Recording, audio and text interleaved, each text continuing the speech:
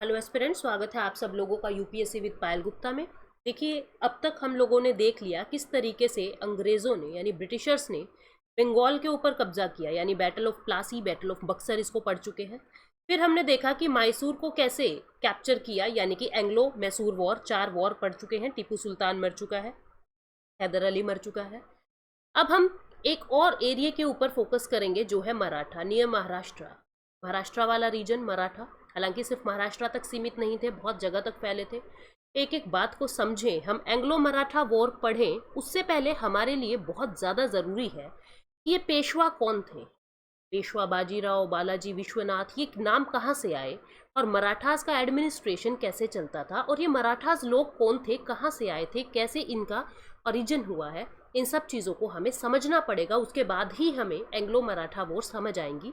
और क्योंकि इस पोर्शन से हमारे क्वेश्चंस भी बनते हैं, तो इसलिए मैंने इसको ये स्पेक्ट्रम में नहीं दिया हुआ, मैंने इसको अलग से ही इसके अंदर इंक्लूड किया है। बिल्कुल ध्यान से समझना। हो सकता है थोड़ी सी हैंड राइटिंग आपको मतलब साफ ना दिखे, लेकिन फिर भी आपको समझ सारा आएगा। इतनी हैंड राइटिंग बहुत ज़्यादा बुरी नहीं लिखी गई, इस पेन से लिखना थोड़ा सा डिफिकल्ट हो जाता है, तो आप लोग मैनेज कर सकते हो। देखो, जो मराठास का मेंशन है वो आपको हिस्टोरियंस में कहाँ मिलेगा। बहुत सारे हिस्टोरियंस थे, सभी ने मराठास को अपने अपने पॉइंट ऑफ व्यू से बताया है, लेकिन जो सबसे पहले, यानी हमारा सबसे पहले मैं कहूँगी कि इनके जो नेम्स के मेंशन है वो कहाँ मिलते हैं, अल बरूनी और इब्न बतूता के राइटिंग्स के अंदर इनके मेंशन मिलते हैं। मराठा थे कौन? आपको पता है कि इधर साउथ में विजयनगर किंगडम था। मैं बार बार हर क्लास में इसका जिक्र करती हूँ, विजयनगर किंगडम था। और इस विजयनगर किंगडम के चारों तरफ ये बहमनी सल्तनत थी। बहमनी सल्तनत या आप कह दो दक्कनी सुल्तान थे। 5 तरीके के, कुतुब शाही, निज़ाम शाही, अहमद शाही, ठीक है, इस तरीके से 5 शाही किंगडम थे। ये मराठास लोग जो थे कास्ट से ब्राह्मण थे। हालांकि इस चीज़ पे भी विवाद है कि कास्ट से क्या थे, पर फिर भी किताबों में यही लिखा है कि ये ब्राह्मण थे।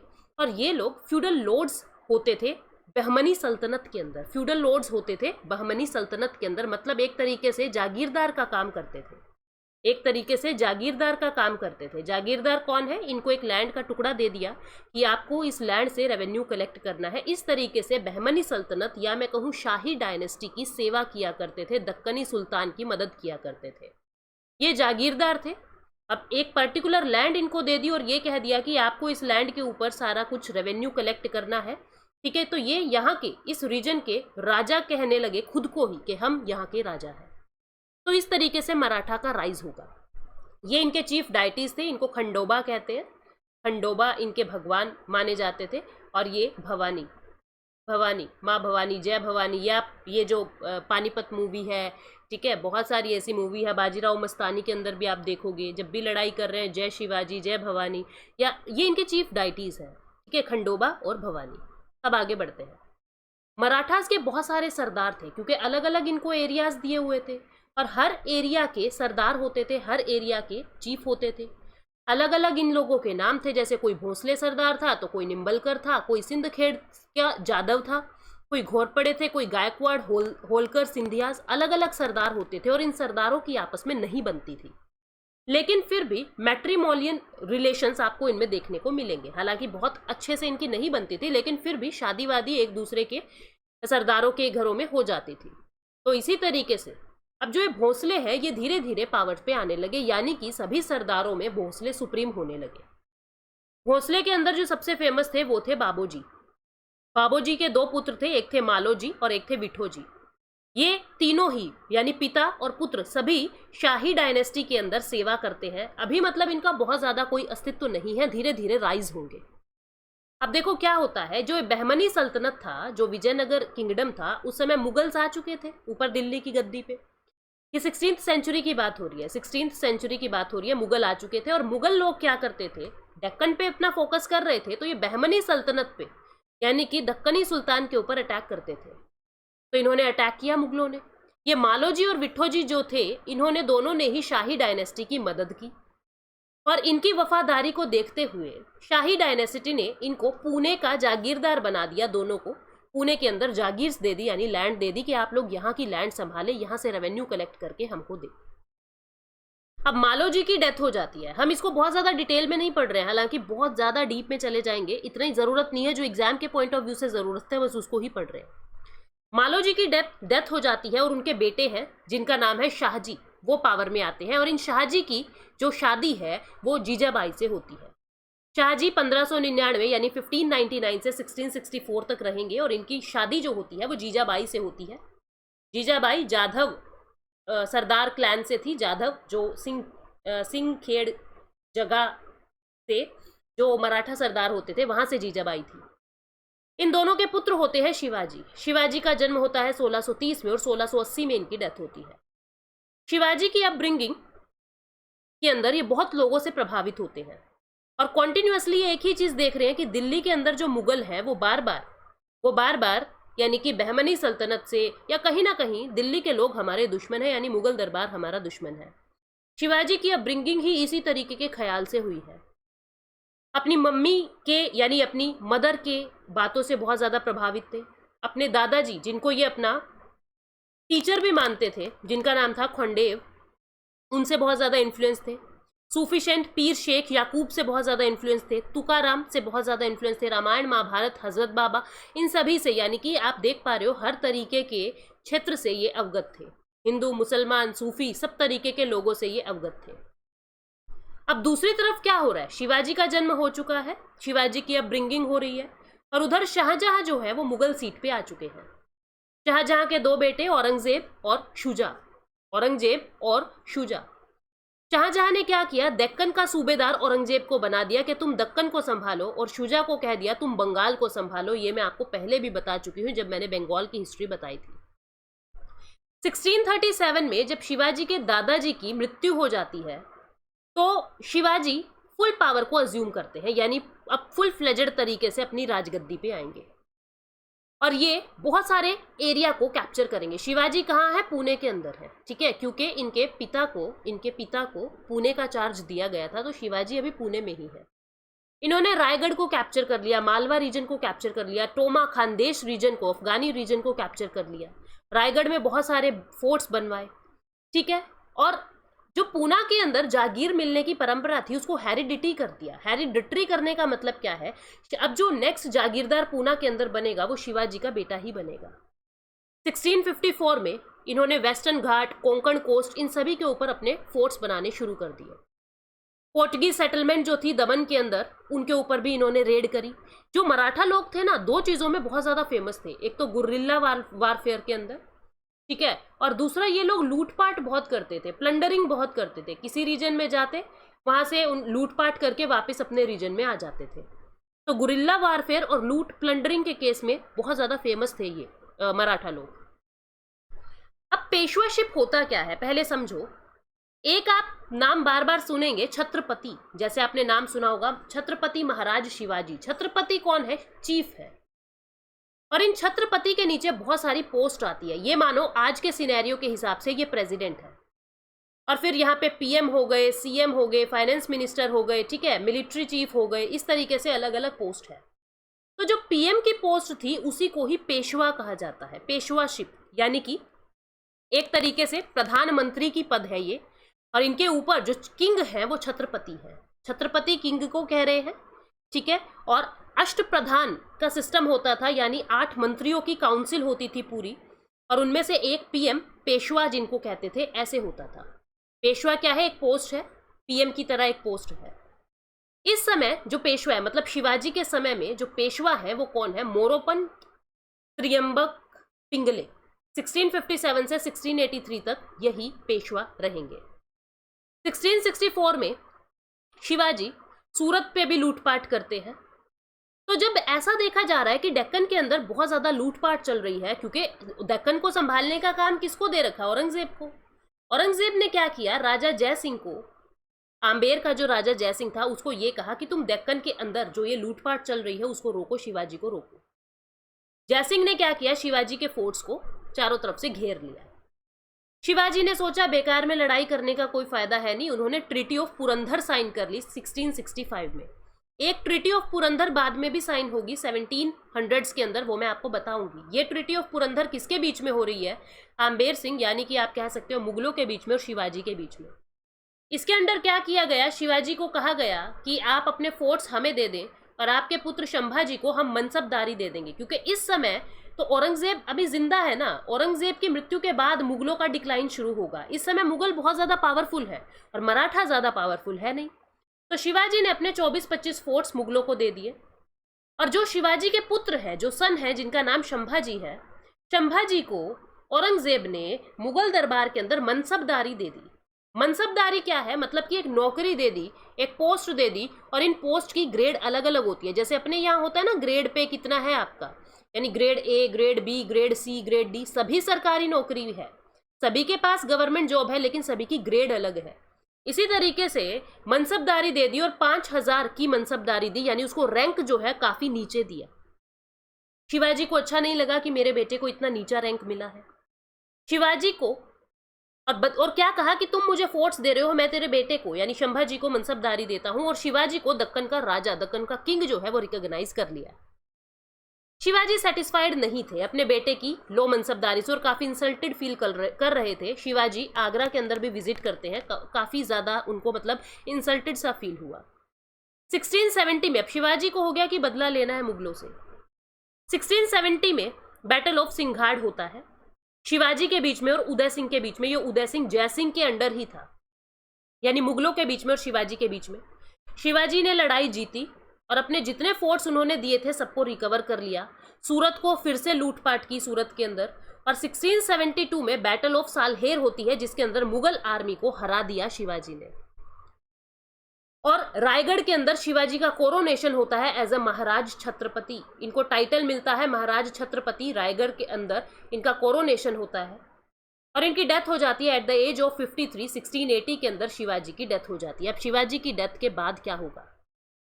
शिवाजी के दो पुत्र हैं, राजा राम और संभाजी।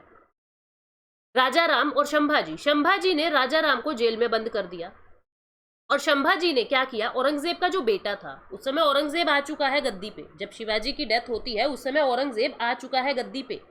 और जो संभाजी हैं, शिवाजी के पुत्र हैं, उन्होंने अकबर की मदद की। अकबर कौन है? औरंगजेब का बेटा है। औरंगजेब चाहता था मैं मेरे पिता को मारूं, कैप्चर करूं और राजगद्दी पे मैं राज करूं। तो संभाजी को मौका मिल गया कि औरंगजेब को हराने का एक तरीका है मैं अकबर का साथ दे दूं। इस बात का औरंगजेब को पता लग गया कि संभाजी ने मेरे बेटे के साथ मिलकर मुझे मारने की कोशिश की है। औरंगजेब ने संभाजी को मार दिया। और जो संभाजी का बेटा था शाहूजी, संभाजी का बेटा है शाहूजी।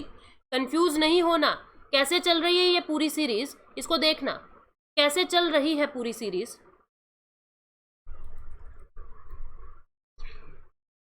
सबसे पहले कौन आ रहे हैं? ये किसके बेटे हैं? जीजाबाई के बेटे हैं। कौन? जीजाबाई के बेटे हैं शिवाजी। ठीक है, इसके बाद ही फोकस करना है आपको। शिवाजी के दो बेटे हैं। शिवाजी के दो बेटे, एक तो राजा राम और एक संभाजी। संभाजी के बेटे हैं शाहूजी। संभाजी को तो मार दिया औरंगजेब ने और शाहूजी को जेल में बंद कर दिया। शाहूजी को कैप्चर कर लिया। अब राजा राम आजाद है। राजा राम ने क्या किया? कब्जा कर लिया। राजा राम गद्दी पे बैठ गया। कहाँ पे बैठा है? सतारा के अंदर। इसने अपना राजपाट सारा सतारा के अंदर बनाया। सतारा में बैठा है राजा राम, सतारा में बैठा है। ठीक है, अब देखो क्या होता है। अब जैसे ही राजा राम सतारा में बैठा, उधर से मुगलों का लगातार अटैक राजा राम पे होता है। तो राजा राम ने क्या किया, अपने पेशवा जिसका नाम है रामचंद्र पंत अमात्या, रामचंद्र पंत अमात्या, इनको सतारा का राजपाट दे दिया कि तुम यहां रहो, मैं जिंजी के अंदर शिफ्ट हो रहा हूं, क्योंकि राजा राम के ऊपर कॉन्स्टेंटली अटैक हो रहे थे मुगलों के। तो अब जो किंग था क्षेत्र का वो तो चला गया कहीं और, यानी जिंजी के अंदर, यानी साउथ के अंदर ही एक जगह है जिंजी। ये वो जगह है जो इन्होंने अंग्रेजों को भी दी थी, आपको याद होगा, मैंने बताया था पहले आपको। तो अब यहाँ पे देखो क्या हो रहा है, इन्होंने पेशवा को ये कह दिया कि तुम ही यहाँ के सर्वे सर्वा हो, तुम सतारा को संभालो, मैं चला जिंजी। पेशवा को तो राइज मिल गया ना, पेशवा राजा के बिना अकेला रह गया अब सतारा में, वो अपनी मर्जी चलाएगा और खुद राइज होगा। राजा राम की डेथ हो जाती है 1700 में। अब जो राजा राम की वाइफ है ताराबाई और राजा राम का बेटा है शिवाजी 2, यह भी छोटा है, ताराबाई क्या कहती है, मेरे पति मर गए तो मैं राजपाट संभालूंगी मेरे पिता के नाम, मेरे बच्चे के नाम पे, यानी शिवाजी को राजगद्दी पे बिठाया। पीछे से ताराबाई सारा काम कर रही है और इनकी मदद कौन कर रहे हैं, अमात्या, यानी कि ये पंत, पेशवा रामचंद्र पंत अमात्या, ये सारा कामकाज देख रहे हैं। ताराबाई भी कामकाज देख रही है, शिवाजी को राजगद्दी पे बिठा दिया, शिवाजी 2 को। ठीक है, सतारा के अंदर अब कौन गद्दी पे बैठा है, शिवाजी 2, किसकी देखरेख में, ताराबाई की देखरेख में, और दोनों के लिए पेशवा का काम अमात्या कर रहे हैं। 1707 में क्या होता है, औरंगजेब की डेथ हो जाती है। अब लेटर मुगल आएंगे, जुल्फिकार खां किंग मेकर की हिस्ट्री चलेगी, वो बहुत ज्यादा वीक थे। अब जुल्फिकार को ये समझ आ गया था, जुल्फिकार खां किंग मेकर है, आपको पता है ना।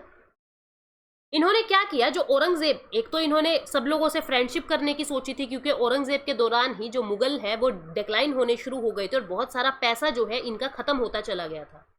तो इन्होंने क्या किया, सबसे दोस्ती करने की सोची और शाहू जी को छोड़ दिया। क्यों छोड़ दिया, एक तो ये मराठा से दोस्ती करना चाह रहे हैं, दूसरा इन्होंने सोचा कि हम ताराबाई से लड़े, हमारा पैसा वेस्ट होगा, इससे अच्छा ये है हम शाहू जी को छोड़ दें और शाहू जी ताराबाई से अपने आप बदला ले लेगा।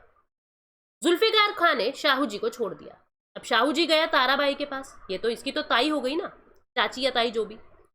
शाहू जी ताराबाई के पास जाता है कि सतारा पे राज मैं करूंगा, मेरे पिता का राज था, क्योंकि मुझे जेल में बंद कर दिया था, पीछे से आपने संभाला, लेकिन अब मैं आ गया हूं, मैं सारा कुछ देखूंगा। ठीक है, ताराबाई कह रही है कि तुम कैसे ऐसे एकदम से कैसे प्रकट हो गए, सब कुछ मैं संभाल रही हूं तो मैं ही संभालूंगी। दोनों के बीच में लड़ाई हो जाती है, लड़ाई को नाम दिया बैटल ऑफ खेड़ा। अब इस लड़ाई के अंदर शाहू जी का साथ कौन देंगे, बालाजी विश्वनाथ देंगे। बालाजी विश्वनाथ कौन है, अभी कोई नहीं है, लेकिन जब शाहू जी राजा बनेंगे तब बालाजी विश्वनाथ को पेशवा बनाया जाएगा। बालाजी विश्वनाथ मदद कर रहे हैं शाहू जी की, एक मिनट गाइस, इस स्लाइड्स के अंदर कुछ प्रॉब्लम है, बार बार अपने आप शिफ्ट होती जा रही है। शाहू जी की मदद करेंगे बालाजी विश्वनाथ ताराबाई से जीतने में, बैटल ऑफ खेड़ा में। ताराबाई को जेल में डाल दिया, ठीक है, शाहू जी जीत गए, शाहू जी राजगद्दी पे आ गए और ट्रीटी ऑफ वरना होती है। ताराबाई गई जेल में, ताराबाई का बेटा तो था अभी शिवाजी 2, तो ट्रीटी ऑफ वरना होती है बैटल ऑफ खेड़ा के बाद। इसमें यह कहा कि 2 पावर सेंटर बना देते हैं, एक सतारा और एक कोल्हापुर। कोल्हापुर का राजा शिवाजी 2 संभालेंगे और सतारा को शाहू जी संभालेंगे। और यहाँ पे अब किसने मदद की थी शाहू जी की, बालाजी विश्वनाथ ने। बालाजी विश्वनाथ को पेशवा बना दिया शाहू जी ने, ठीक है। और अब बालाजी विश्वनाथ कौन है, एक तरीके के किंग मेकर ही है, क्योंकि इन्होंने शाहू जी को राजा बनने में, छत्रपति बनने में मदद की है। बालाजी विश्वनाथ बहुत ही एफिशिएंट थे। ये जो कोल्हापुर के अंदर रीजन है शिवाजी 2 के अंडर, ये बहुत ही ज्यादा वीक है और बाद में ब्रिटिशर्स इसको कैप्चर कर लेते हैं। हमें यहाँ नहीं जाना, हमें इस पे फोकस रखना है, सतारा पे फोकस रखना है। शाहू जी के राज में पेशवा बन गए हैं बालाजी विश्वनाथ। इन्होंने बहुत सारे काम किए। एक तो फर्रुख सियार से एक कागज साइन करवा लिया कि हमको परमिशन दो कि दक्कन के अंदर यानी साउथ इंडिया के अंदर हम चौथ और सरदेशमुखी ले सके। चौथ देखो कहां से लेते थे ये लोग, चौथ है क्या, 1/4 हिस्सा, यानी जितनी भी लैंड है उसके अंदर जितना भी रेवेन्यू कलेक्ट होता है उसका 25% हम लेंगे, यानी 1/4 पार्ट हम लेंगे, ये चौथ है। अगर नहीं दोगे तो हम रेड करेंगे, नहीं दोगे तो हम रेड करेंगे और तुम्हारा सामान लूट के जाएंगे।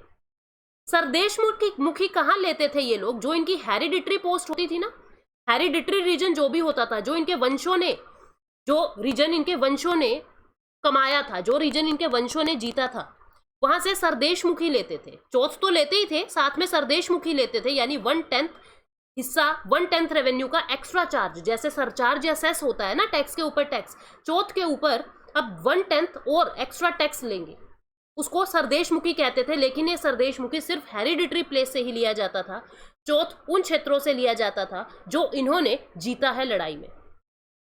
अब यहां से फर्रुख सियार से परमिशन ले ली, क्योंकि उस समय तो मुगलों का राज था और मुगल राजा था भारत का उस समय, और फर्रुख सियार से परमिशन ली कि हमको चौथ और सरदेशमुखी की परमिशन दे दो, और फर्रुख सियार ने इनको दे दी। शाहू जी क्यों दे दिया, क्योंकि फर्रुख सियार खुद वीक है, उसको पता है कि मराठा अभी पावरफुल है, अगर नहीं दी तो ये हमसे लड़ेंगे। अब शाहू जी को मराठा किंग की तरह रिकॉग्नाइज करा दिया बालाजी विश्वनाथ ने, और बाद में सैयद ब्रदर की मदद की और इस फर्रुख सियार को ही मरवा दिया।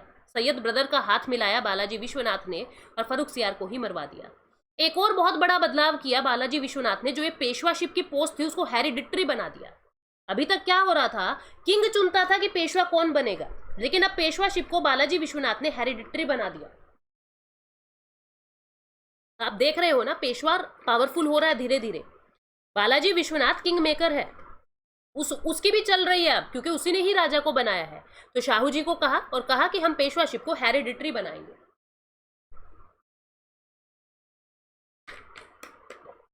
अब क्या होता है आगे, बालाजी विश्वनाथ 1713 से 1719 तक रहेंगे। पेशवा है और इनको पुणे का पूरा रीजन दे दिया, पुणे का पूरा रीजन दे दिया। चौथ और सरदेशमुखी मिल गई इनको दक्कन की, और फर्रुख सियार को इन्होंने मार दिया। अब इनकी डेथ के बाद नेक्स्ट पेशवा, क्योंकि अब हेरिडिटरी हो चुकी है, तो इनका बेटा बाजीराव वन हेरिडिटरी पोस्ट पे आता है, यानी कि पेशवा बनता है 1720 से 1740। और बाजीराव वन को रियल फाउंडर कहा जाता है मराठा किंगडम का। इन्होंने हिंदू पादशाही सिस्टम को इस्टेब्लिश करने के लिए सोचा। हिंदू पादशाही सिस्टम क्या था, देखो पूरे इंडिया के अंदर क्या हो रहा है, अलग अलग जगह पे मराठा किंगडम फैला हुआ है। आप यहाँ पे देख सकते हो, यहाँ पे मैप में अलग अलग जगह पे मराठा किंगडम फैला हुआ है। यहाँ ग्वालियर के अंदर मराठा है, यहाँ भोपाल के अंदर मराठा है, बड़ौदा के अंदर मराठा है, गुजरात के अंदर मराठा है, अलग अलग जगह पे है। यहाँ इंदौर के अंदर होलकर है, यहाँ गायकवाड़ है, ठीक है। बड़ौदा के अंदर ग्वालियर के अंदर सिंधिया है, बड़ौदा के अंदर गायकवाड़ है, ठीक है। इधर पूना के अंदर बैठे हैं। इन्होंने क्या किया, इन्होंने इन सभी के सरदार को एकजुट करने की कोशिश की। इन्होंने ऐसा सोचा, हम एक ऐसा रीजन बनाएंगे जो सभी हिंदुओं का रीजन होगा। हम ऐसा हिंदू रीजन बनाएंगे जो सभी एक दूसरे की मदद करेंगे, और हम लोग मुगलों को कैप्चर करेंगे, हम लोग मुगलों के ऊपर जीत हासिल कर लेंगे। ये हिंदू पादशाही का कंसेप्ट था। यानी कि इन्होंने क्या किया, मराठास को यूनिफाई कर दिया, मराठास का यूनिफिकेशन कर दिया। और ये यूनिफिकेशन इधर राजपूतों को अच्छा नहीं लगेगा, इधर राजपूतों को अच्छा नहीं लगेगा, जाट को अच्छा नहीं लगेगा, सिख को अच्छा नहीं लगेगा। क्योंकि जब यूनिफिकेशन हो रहा है, ये सब लोग मुगलों के पास आने की कोशिश कर रहे हैं, यानी मुगल दरबार के अंदर आने की कोशिश कर रहे हैं, यानी कि मुगलों के ऊपर कैप्चर करने की कोशिश कर रहे हैं। अब यहाँ पे जो मुगल के अंदर जाने का रास्ता है, तो साथ में नॉर्थ के अंदर होते हुए जाएंगे। नॉर्थ रीजन में जा रहे हैं, तो नॉर्थ में और भी बहुत सारे रीजन आ रहे हैं, जाट लोग हैं, राजपूत लोग हैं, और ये यहाँ पे भी प्लंडरिंग कर रहे हैं, ठीक है। रास्ते में यहाँ पे भी लूटपाट करते चल रहे हैं, और लूटपाट ना हो इससे बचने के लिए इन क्षेत्रों से भी ये लोग चौथ लेंगे, जाट से भी ये लोग चौथ लेंगे, ठीक है। और एक समय आएगा मुगलों से भी ये लोग चौथ लेंगे। अब आगे समझते हैं हम क्या हो रहा है। हिंदू पातशाही को इस्टेब्लिश करने की सोची, मराठा सरदार को यूनिफिकेशन इन्होंने कर दिया, और अपनी जो कैपिटल है वो सतारा से पुणे शिफ्ट कर ली, एडमिनिस्ट्रेटिव कैपिटल। पुणे से लेके दिल्ली तक फुल इन्होंने अपना कब्जा कर लिया था। अलग अलग जगह पे लड़ाई करते हुए चलते हैं, और पुणे से लेके दिल्ली तक पूरा कब्जा ये लोग करते चलेंगे। ये सारा रीजन अब जो आप देख रहे हो, ये वाला ब्लू वाला रीजन, पूरा येलो वाला रीजन, ये सब मराठा के अंडर आ जाएगा। मतलब ये वो समय है जब मराठा जो है हाई टाइड पे है, जब मराठा बहुत ज्यादा शक्तिशाली है। ये समय चल रहा है बाजीराव वन का। ये बाजीराव वन वही रणबीर कपूर है, ये बाजीराव मस्तानी वाली मूवी का, ठीक है। अब इसी समय क्या हो रहा है, नादिर शाह ने इन्वेजन कर दिया 1739 में दिल्ली पे। 1720 से 1740 बाजीराव वन रहेंगे, 1739 में नादिर शाह ने इन्वेजन कर दिया मुगल थ्रोन के ऊपर। अब बाजीराव वन के बाद इनके पुत्र बैठेंगे गद्दी पे, जिनका नाम है बालाजी बाजीराव वन 1740 में। इन्हीं को ही नाना साहिब कहते हैं। ये नेक्स्ट पेशवा बने 1740 से 1761 तक। इन्होंने बंगाल पे भी अटैक किया, देखना, इन्होंने हैदराबाद पे भी अटैक किया, इन्होंने बंगाल पे भी अटैक किया। जब हैदराबाद के निजाम से मराठा की लड़ाई होती है, 2 बार लड़ाई होती है, और 2 बार लड़ाई के बाद निजाम ने मराठा को अपना सरदार मान लिया था, यानी हैदराबाद ने अपने आप को इनके अंडर मान लिया था। सुजरैनिटी, इनकी सुजरैनिटी को एक्सेप्ट कर लिया था कि तुम ही राजा हो, मैं तुम्हारे अंडर हूं। और इधर बंगाल के अंदर भी लूटपाट करके ये लोग वापिस आ गए थे। और इस समय यहाँ पे ब्रिटिशर्स बैठे थे, जिस समय बंगाल के अंदर इन्होंने अटैक किया। यहाँ पे ब्रिटिशर्स आ चुके थे, और ब्रिटिशर्स ये सब चीज़ देख रहे हैं कि मराठा कितने ज़्यादा पावरफुल हो रहे हैं। लेकिन ब्रिटिशर्स अभी इन पे अटैक नहीं करेंगे, क्योंकि ये बहुत पावरफुल है। ब्रिटिशर्स अभी बाकी रीजन्स के अंदर उलझे हैं। 1757 बैटल ऑफ प्लासी, ठीक है। 1760 ये बैटल ऑफ मतलब वॉन्डिवोश, फ्रेंच लोगों से लड़ रहे हैं। 1759 बैटल ऑफ बेदारा। इन क्षेत्रों के अंदर अभी फोकस कर रहे हैं। बाकी यूरोपियन पावर से अंग्रेज लड़ रहे हैं, मराठा के ऊपर फोकस नहीं कर रहे। अभी वेट कर रहे हैं ब्रिटिशर्स लोग कि इनको वीक होने दो। नाना साहेब 1740 से 1761 तक पेशवाशिप में रहते हैं। इन्होंने अलीवर्दी खां और बंगाल को डिफीट किया, वहां से लूटपाट की, बहुत सारा धन लेके अपने क्षेत्र में वापस आए। 1749 में एक और बहुत बड़ा सदमा लगता है सबको, शाहू जी की डेथ हो जाती है। शाहू जी कौन है? छत्रपति है। छत्रपति जिनकी मदद की थी बालाजी विश्वनाथ ने ताराबाई से लड़ने में, शाहू जी की डेथ हो जाती है। शाहू जी का खुद का कोई पुत्र नहीं था, चाइल्डलेस था। तो अब छत्रपति किसको बनाए समझ नहीं आ रहा। फिर से वॉर ऑफ सक्सेशन होती है, कुछ ट्रिटीज होती है और नॉमिनेशन से अब छत्रपति आएगा, यानी अब छत्रपति वीक है। कोई किसी का बेटा, किसी का पुत्र नहीं आ रहा बन के छत्रपति यानी किंग, अब नॉमिनेशन से किंग आ रहा है और कोई उस किंग से खुश है, कोई उस किंग से नाखुश है। यानी कि अब किंग की जो पावर है वो बहुत ज्यादा वीक होती जा रही है और पेशवा जो है वो बहुत ज्यादा पावरफुल हो रहे हैं। ठीक है, अब पेशवाशिप को क्वेश्चन करने वाला कोई नहीं है क्योंकि ये तो खुद नॉमिनेटेड है और पेशवा जो है वो हेरिडिटरी है। हमेशा हेरिडिटरी पोस्ट जो है वो काफी पावरफुल होगी। पेशवा पावरफुल होता जा रहा है। तो अब यहां पे क्या हो रहा है देखना, नाना साहेब और अहमद शाह, मुगलों के अंदर जो राजा था अहमद शाह, उन दोनों के बीच में एक ट्रीटी होती है। क्या ट्रीटी होती है? क्योंकि इस समय तक मुगल बहुत ज्यादा वीक हो चुके हैं। नाना साहेब ने जो मराठा के हैं पेशवा, उन्होंने मुगलों से ट्रीटी की कि हम तुम्हें प्रोटेक्ट करेंगे फॉरेन इन्वेजन से, बदले में तुम हमें चोट दो। आप देख पा रहे हो जो मुगल किंगडम एक समय में औरंगजेब के टाइम में इतना ज्यादा पावरफुल था कि मराठा लोग भी मुगलों को अपना राजा मान रहे हैं। अब समय बदल गया है, अब मराठा मुगलों से चोट ले रहे हैं। आगरा के आसपास राजपूतों से, जाटों से, इनसे चोट ले रहे हैं आगरा के आसपास के रीजन में। ठीक है, ये चौथ जो है किस चीज का सिंबल है? यानी कि जो मराठा लोग हैं वो पावरफुल हो रहे हैं। मुगल लोग मराठा को सुप्रीम मानने के लिए तैयार हैं, इसीलिए चौथ देंगे। अगर नहीं दी तो ये हम पे रेड कर देंगे। और दूसरी तरफ battle of Plassey, battle of Wandiwash, Bedara, ये सब हो रहा है। ईस्ट इंडिया कंपनी जो है वो स्ट्रॉन्ग होती जा रही है, लेकिन नाना साहेब ने इस चीज पे फोकस नहीं किया। उनकी अपब्रिंगिंग से ही, पेशवाओं की अपब्रिंगिंग से ही यही देखा जा रहा है कि मुगल हमारे दुश्मन है, दिल्ली में हमारे दुश्मन बैठे हैं। उन्होंने ईस्ट इंडिया कंपनी पे फोकस किया ही नहीं कि दूसरी तरफ वो भी स्ट्रॉन्ग होते जा रहे हैं। मराठा का फोकस दिल्ली पे था, दूसरी तरफ क्या हो रहा है, जो ब्रिटिशर्स हैं वो पावरफुल होते जा रहे हैं। 1761 में थर्ड बैटल ऑफ पानीपत होता है। किसके बीच में? बालाजी बाजीराव और अब्दाली के बीच में। बालाजी बाजीराव इस समय पेशवा है। इन्होंने पानीपत के अंदर अपना बेटे विश्वास राव को भेजा और साथ में सेनापति सदाशिव राव को भेजा, सदाशिव राव भावजी को भेजा। ये पानीपत की बैटल में आप देखते हो। ठीक है, बैटल के अंदर अब्दाली जीत जाता है, इनकी डेथ हो जाती है, इन दोनों की डेथ हो जाती है। और इस डेथ के सदमे से कि विश्वास राव बालाजी बाजीराव यानी कि नाना साहेब का जो बेटा है वो मर गया है, इस सदमे को वो बर्दाश्त नहीं कर सके और नाना साहेब की भी डेथ हो जाती है। मराठा वीक हो जाते हैं। ठीक है, लेकिन 1761 की बैटल के बाद फिर से ये 1772 के आसपास रीगेन करेंगे, लेकिन उतनी पावर से नहीं करेंगे जितने पहले पावरफुल थे। अब क्योंकि ये वीक हो चुके हैं, ईस्ट इंडिया कंपनी को मौका मिल गया कि मराठा वीक हैं, हम इनको दबाते हैं, हम इनको सप्रेस करते हैं। तो इसके बाद एंग्लो मराठा वॉर की शुरुआत होएगी। मराठास के अंदर, क्योंकि अब देखो नाना साहेब मर चुके हैं, अगले पेशवा कौन बनेंगे? अब वॉर ऑफ सक्सेशन पे लड़ाई होगी क्योंकि किंग की जो, छत्रपति की जो पोस्ट है वो बहुत ज्यादा वीक है।